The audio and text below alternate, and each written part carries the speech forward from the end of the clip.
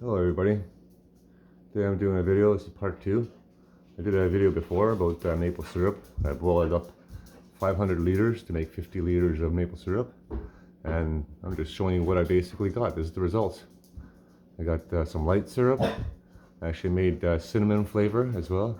As you can see, the cinnamon chunks floating inside, so it tastes like cinnamon, which is really good. And there's the darker stuff. A little lighter stuff, I made cinnamon as well. Yeah, so this is the final result of all the cinnamon, all the maple syrup that I made.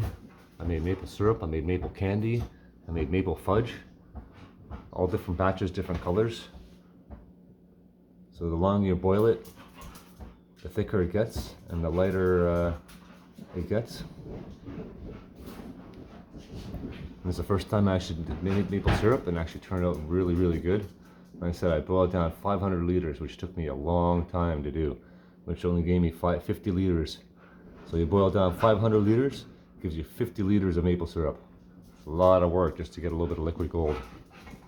So yeah, so this is the result. That's what I got from my maple syrup. That's not all of it, that's what's left on the 500 liters. Most of it I gave away or I used. But yeah, so this is the maple syrup that I got, and I hope you liked the video. Like and subscribe, and I should have a lot more videos coming up soon. And if you have any questions on how to make maple syrup, make a comment below, and I'll get back to you and let you know how it's done. All right, have a great day. Thanks for watching. Bye-bye.